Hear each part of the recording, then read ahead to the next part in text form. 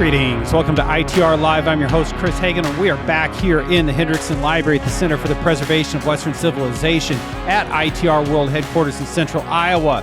We got the John Hendrickson and myself here today ready to thrill and excite you on another action-packed, fun-filled episode of the gold standard Iowa conservative entertainment. I had a lot of fun with the opening today, John, because I jumped the gun on you. I pressed record. You were still fumbling around with the headset. Yeah, I was having a hard just time. there's no time like the present. Let's roll. Try and catch you off guard. And so the music's playing, and John's monkeying around with the Rubik's Cube headset that it's often takes him a while to try and untie the Gordian knot that is the ITR Live That's headset. right, yeah. Anyway, you ready to go? I am, yes. Good. Yeah. I've been getting a lot of positive feedback about how enthusiastic you've been on the show lately, John. Well, that's good. So, no, it is. They Yeah. they appreciate the energy. So we're gonna hopefully bring it again today. Today is kind of a grab bag of some different items. Just wanted to touch base on several different things. Before we get too far into it, reminder that it does help us get this out. If you like this content, please make sure you like and subscribe and share. If anything else, just make sure that you subscribe and like. We really appreciate it. Algorithms and searches and all those things. Anyway, John, you said you had some trivia for us today, so let's get right into it. We didn't get any responses to your trivia question. I don't even remember what my trivia was. I don't either. It was That's how few responses we got. I don't even remember it. It was a Saturday Live question, Okay, we'll let that go then. All right, I remember now. That doesn't qualify. So you go. What do you got, John?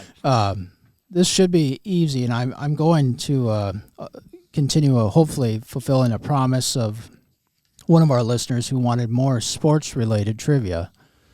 And I'm probably not the best person to ask about sports-related trivia, but here we go. So the answer is the Minnesota North Stars. Yes. Yeah. Okay. All right. So who was the former NFL player? And I think at the time, maybe was there an AFL? That is pre-merger. Oh, okay. Of the AFL, which is now the AFC, before they were merged into just the AFL. So, okay. I don't know how much NFL history you want, but yes, there was. I think this was probably 1960s. Okay, yep, this is the right time period then, yeah. So this individual played for the San Diego Chargers, and then who brought them to division championships in 1960 and 1961. And then he played for the Buffalo Bills and brought them to championships, AFL championships, I believe, 1964 and 1965. He then served as a member of Congress from New York, and in 1981 was one of the lead authors of one of the Reagan tax cut bills. And he was also a proponent of what we would consider supply-side economics. Some Iowans may know this gentleman because in 1988, he ran for president, and he was in the Iowa caucus. He lost, of course, the nomination to then Vice President George H.W. Bush, who then tapped him to be Secretary of Housing and Urban Development. And then in 1996, Kansas Senator Bob Dole asked this gentleman to be his running mate on the Republican ticket in 1996. Oh, okay. So who is this? Former NFL quarterback, member of Congress, advocate of supply-side economics, and former vice presidential nominee in 1996. All right. There you go, folks. Have at it. I know. So at least we'll get one, right? Yes, yeah. All right, good. Good. John, I have promised the folks that I am going to be a broken record, or I'm going to be repetitive, same thing, I guess, but on the ballot measure, on the constitutional amendment that we have on the ballot. And so I'm going to lead off again with this because, look, we're starting to see some voices in opposition to the amendment. We know that, even though the polling looks good, there are still people that like the idea of bigger government. They like the idea of more taxes. I think it's usually other people paying more taxes, and so we're starting to see some of that out there. And if you know me, I am often not someone that wants to just rush to defend things in campaigns. I'd rather talk about, why it is this is a good thing, and I will. But anyway, just to reset, there is an amendment. There is a proposed constitutional amendment on the ballot in Iowa this fall. You will be voting on it in November with everything else from United States Senate, Congress, governor, on down the line. It'll be on, that second page of the ballot, and you'll be asked this question, and there's a wall of text there, but do you want to write into the Iowa Constitution that any time the legislature wants to raise income taxes, they have to do it not by a simple majority, which is current law. They would have to do it by a 2/3 majority. That's it. That's the question. That's a paraphrase, but am I doing anything incorrect with my paraphrasing of that issue? No. Okay, good. I just want to make sure that we're very clear on what it is we're talking about. Somehow, we have seen the argument primarily on the left that this somehow means we are going to raise other taxes. That seems nonsensical to me, John, but you've talked about this. Somehow that we are certain that we're going to be raising taxes. Like, where does this idea even come from that this means we're going to be raising sales taxes or something else? Yeah, I'm not sure where it's coming from, but I mean, as we were talking in pre-production, I think we can look at some examples, just recent examples in Iowa's history to disprove this. And so in 2007, as we were visiting about, you saw the legislature at that time, which was in the control of the Democrats, really ratchet up spending. Yep. And that continued on until, if listeners remember, the Great Recession hit. Mm-hmm. And what the legislature and Governor Chet Culver were forced to do was what we would call true austerity, which means that they had to literally cut the budget by 10%, which included education. And so even with that was a serious budget crisis for Iowa. Even in that situation, they did not have to raise the sales tax or the income tax in order to do that. And this was a Democrat trifecta, and they actually had decent majorities in both chambers and still didn't go to raising income taxes. Yes. Okay. And also I want to point out, too, that there's people out there advocating that, we need to do more spending in order to fix whatever X, Y, and Z problem in Iowa. What caused that Culver budget crisis in the first place was uncontrolled spending. Yeah. Spending's always the issue when government gets into a tough spot. And spending is always, or should always be, the first option when you try and dig out of it. On both sides of that, right? Spending is the primary issue. But somehow, and it shouldn't surprise us on the left, John, that we're forwarding past all of that. And there's an article, piece by Ed Tibbetts that's made the rounds, talking about, well, this is just going to mean all these other tax types go up. It's like, no, it doesn't mean that. It doesn't mean that at all. And if you want to pass another amendment in the future that says we can't raise state sales tax, if you want to spearhead that, I'm happy to have that conversation. But it strikes me as, no, it doesn't. It doesn't surprise me at all that we just assume that government's going to need to extract more and more dollars out of Iowans in the future. I just reject the premise. And I'm starting to hear a little bit of this even on the right, because they're buying into some of this, that all these problems. And I think it's just born out of an effort to try and outflank, I don't know, whatever. But even if tax policy isn't your number one issue as a conservative, why, and we've come back to this on any number of different tax issues, John, you have as a conservative or a populist or whatever your flavor is on the right end of the spectrum, the one common thing is distrust of government and distrust of politicians, which actually exists on the far left as well. But why in the world would you want to empower them with more of our money? I mean, the main thing that government can take to exert control is dollars. This is a protection from government, a protection from politicians, not just keeping more money in your pocket. And that is powerful. And that's something we all ought to be able to rally around.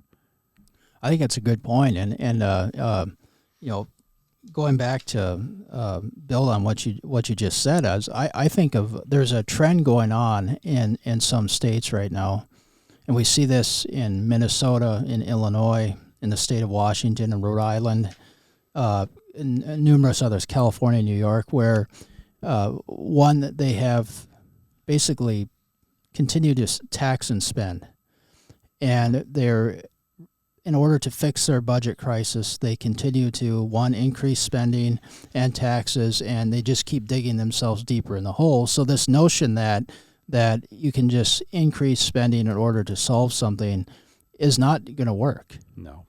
And that's these states are proving that, and so that's, if we want to be Illinois, then that's the policy we need to follow, but we don't want to be that. You're right, John. And I want to take this from a slightly different angle. If the presumption is government is going to need to raise taxes for more spending, for more money, then that only proves the point that we need taxpayer protections like this. So, we're going to have to raise taxes later. So no, that means we need to protect ourselves. Every time they roll that argument out, it should just further just reinforce what we believe, that the tax eaters, the voices for more government, more control, more power over our lives are never going to stop, which is why it's that important to hard code this protection into our Constitution. And this idea that somehow it'll hamstring future legislatures. Well, you know what? They still can. That's the thing. There's still a 3.8% flat tax, and if they got to do something else, then do it. But at least build a coalition around it. I tell you, it's just anything that restricts government is a reflexive no by the left, and that's frustrating. Yeah, even I was shocked. There was 2 editorials by the Chicago Tribune, which is no bastion of conservatism, that basically said, Illinois is a basket case, whether we're talking about property taxes, whether we're talking about even income taxes, and the Tribune said, something has got to give, and they said the source of their problem has been just uncontrolled spending, and that status quo is not working. You just cannot continue to tax and spend and try to dig yourself out of these budget messes, and you're absolutely right. This is this proposed amendment is a protection for taxpayers, and it forces the legislature to, one, build a consensus if they want to consider raising a tax, and it should not just be a knee-jerk reaction to raise taxes. And we're seeing that at the local level. That's one of the problems that we have with our property tax situation. Is just for decades, the assumption was, well, government can just continue to grow without any consequences, and look at the mess we're in. Well, I'm glad you asked that, because that's kind of where we're going next here is local government.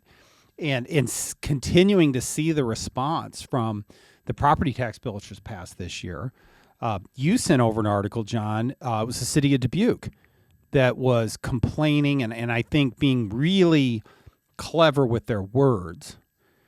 There's something about a $200+ million loss in taxable value. Well, I don't know very many Iowans that are sitting around complaining about their taxable value. The number is how much tax. But anyway, the city of Dubuque was complaining about their ability to fund government, because growing government at the rate of 2% a year apparently isn't going to be enough. That their residents should continue to just fund whatever it is they decide to do. But inside of there was something interesting. They talked about, well, what if inflation is more than 2%? Okay. So what the implication is, this goes to your point, John, is that their residents should have to foot the bill for whatever the inflation factor is and absorb that inflation into their own family budgets, but government shouldn't have to. Government should continue to get to spend whatever, but not the residents. Nope, you got to take it and continue to fund us. Government first, not, hey, you know what? Things are getting a little tight around here. Inflation, family budget's a little strained. We should tighten the belt too. Nope, can't do that. Take more money from taxpayers. Yeah, that's that seems to be the common refrain from a lot of local governments in response to this new law is that, well, we can't do our TIF projects, we can't continue to spend like we are, and they bring up the inflation argument all the time, but they don't realize is that if inflation goes up more than 2% for them, it's also going up more than 2% for taxpayers, and most likely they're not getting that raise or that extra income. And so they're having to make those type of decisions around the dinner table, whether you're a family, a small business owner, or just an individual that's trying to make ends meet. And so,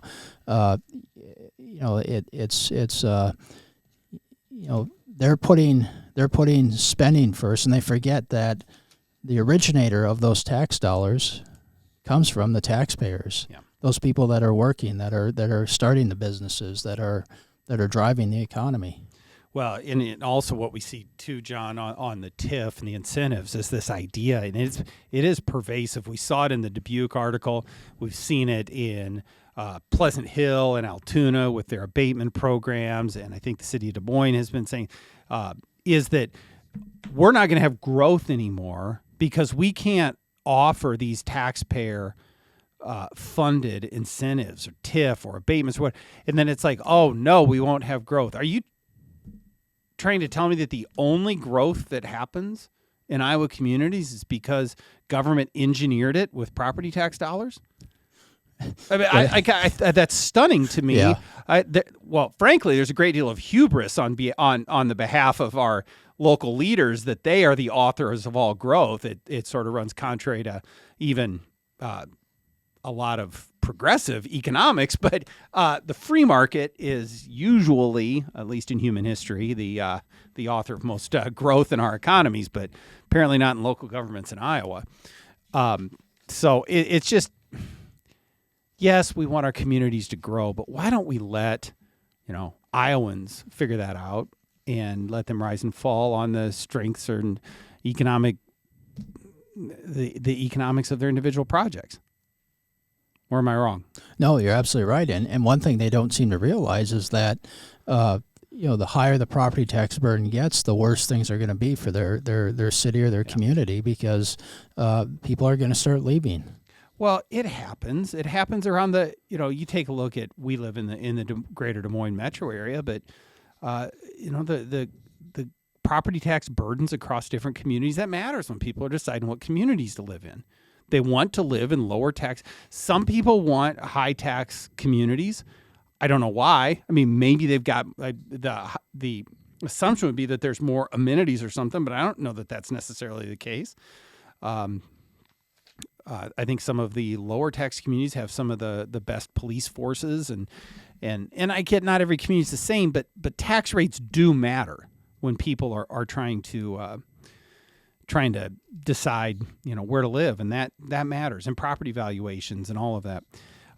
There's some other things that are going on, and I think as we get closer to the election, John, we'll probably try and get Sarah in here to go over some of this, but we're starting to see some of the major bond elections are coming up. I think you've seen some of this. Mm-hmm. I think brought to my attention, Johnson County has a large, is it a public safety building, jail? Is that what they're building over there? And that's almost $100 million for that one. And then Urbandale announced that they're putting a law enforcement center. And to be fair, again, this is where you get Sarah on here, and she, can talk all the details. The Urbandale one is a combination of different funding sources, and the election is the authorization, not necessarily the amount. They're not sure the exact amount, but they're going to use some TIF. They're going to use some local option sale, whatever. What's interesting to me about these two, first and foremost, and there's other large ones, but these two, is that they are for law enforcement, criminal justice, whatever, which I think in our experience is a little bit more likely to pass in the state of Iowa than some of the other things like, a recreation center or a whatever these other things are that government's put on the ballot. And so it'll be interesting to watch those, right? I mean, is that right? Am I not? No, I think because I think we've talked about that a little bit. Is the public yeah. safety? People, is that right? Yeah, people see I think public safety, law enforcement, and even EMS differently than a giant rec center or an aquatic center with one of those what they call riding waves or whatever that people wanted and so I mean there's when you look at priorities of government, that doesn't always mean that just because it's a function of government doesn't mean it's always the best policy, but at least those are foremost. Public safety is one of the prime functions of government. So well, I think that's right, and I'm not necessarily announcing support for any of these projects, but law enforcement is one of the core functions of government that should be funded. And we talked about this at the local government symposium, John. I mean, that's the thing, is that communities should care about police and fire protection, basic infrastructure. Those should be top of mind, and maybe not, a giant recreation center, maybe not the development incentives, maybe whatever it is. So it's just another angle to this. And so as we talk about these and think of these, again, look, I live in Urbandale, and I thought the $43 million recreation center, if you've been following us for a while, I thought that was not appropriate. I didn't think it was the function of government to be involved in that. I thought the project wasn't very well thought out. It was solely on the back of taxpayers. It just didn't add up for a number of reasons. Those factors of why I did not like that aren't not necessarily present in this one. Now, we'll see. On the flip side, yes, it's in a function of government, but the city of Clive just recently built a brand new police station, all of the bells and whistles, because they're a growing community, less than a mile away. Are there no functions of this that they can combine and share? Sometimes in these growing communities, I wish they did more, and there are some shared services between these suburban communities, but it sure feels like they could do more so that there's not so much duplication in government. And that's one that I want to think some more about. And frankly, was in the property tax bill. I'm sorry, I'm on a rant, John, but I know that was something that Senate Majority Leader Mike Clemish cared a lot about, was how can we incentivize local governments to do more cooperation and sharing? Yes, yeah. And so I'd like to look at that inside of those things, just something to ask about. That was also one of the recommendations that came out of the governor's DOJ task force when it came to local government reforms. Now, also, and just because I have to say it every time I see it because it drives me nuts, the city of Urbandale saying that it's not going to raise property taxes. Again, the same old, just because you have other bonds falling off the rolls at the same amount doesn't mean that your new one that takes its place is not an increase in property taxes. If you did not do this project, would my property taxes be lower? Maybe we should ask that question. Yes, yeah. Just go ahead and make the case. Don't hide it behind this idea. Just say, hey, you know what? We're a growing community. We need a new police station. We've looked at it. We've planned for it. We got a plan. It's great. You're going to love it. And don't hide behind that, because that just makes me wonder that you're not being straight with me. But anyway, it'll be interesting. I don't know as much about the Johnson County one, but we're going to look into it. Good. What else you got, John? Well, I want to just bring up this. This was in the Gazette because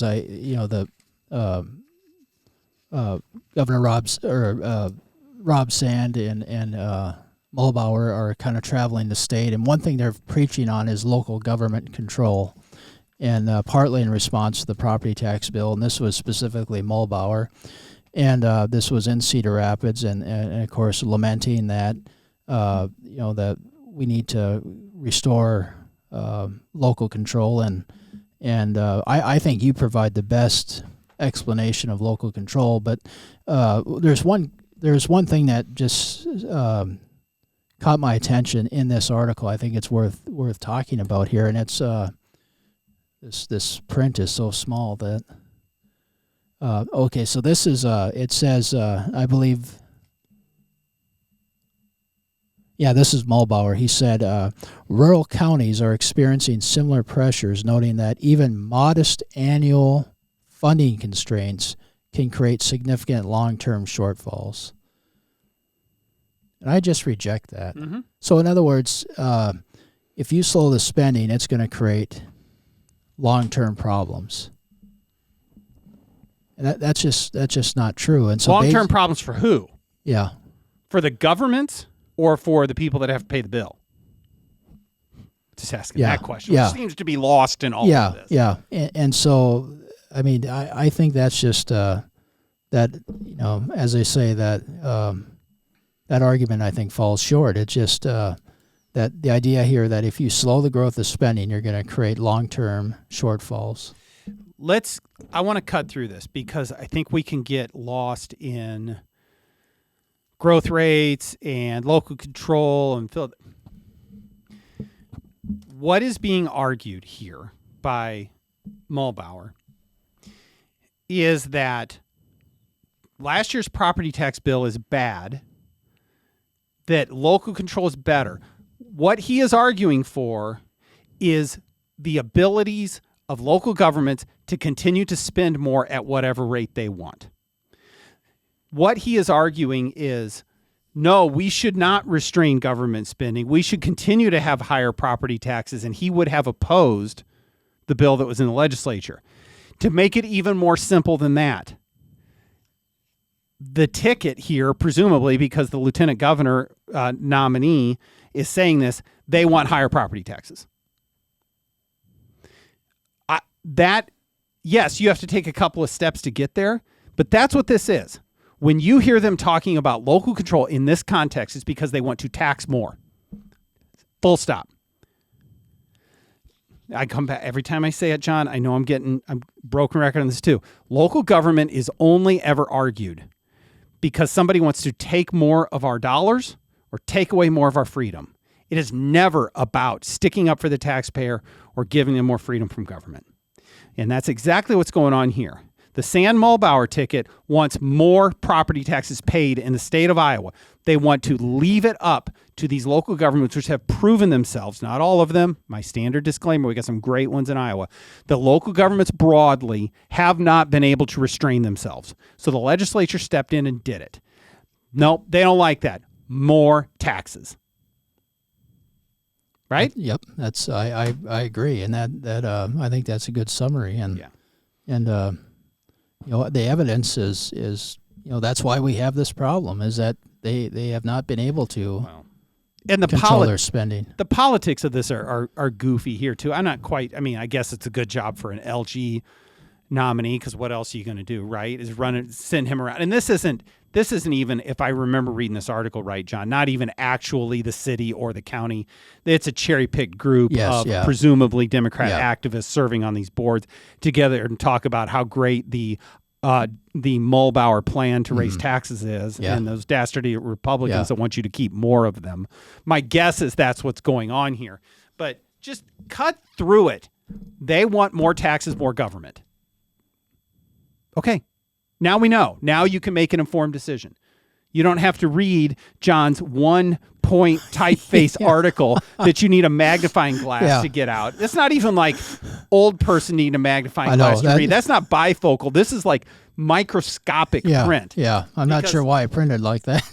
Because I love it. This is it, folks. The microscopic. I can't even zoom in on it. All right. Okay. I feel better now.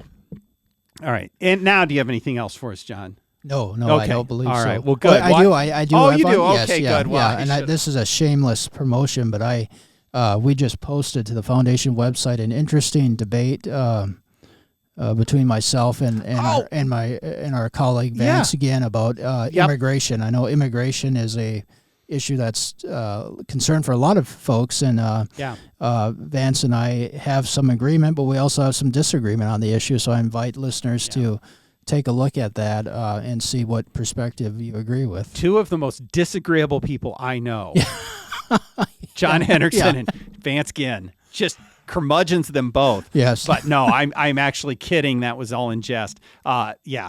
Seeing you two go at it is great. I also want to talk at some point in a future episode about the piece that you had with Meg on taxation of marijuana and that it won't fix the budget. That's a good one too. But we're just gonna tease that out for another day. So I think that's all we got for today, John. All right, good. Oh, and one more. This is your third one more. Third. I'm like Columbo. Yeah, just one more thing. Okay, good. Columbo. And I wish I had a cigar now too. But it's an exciting week for me. Oh yeah, because good. Give us yesterday was the grand opening of the Herbert Hoover Presidential Library Museum, and so I'm very excited to get down there and to see the new exhibits, and so I'm hoping to do that. And you're going down this weekend, aren't you? Yes, that's gonna be good. Yep. So we'll expect a full report. on a future episode. So it's a great landmark for Iowa, and so very good. Yep. Very good. All right. Well, we'll look forward to that as well. All right, folks. Thanks for joining us again. Please like and subscribe and share the episode with your friends. Appreciate you joining us. And with that, we'll see you next time on ITR Live.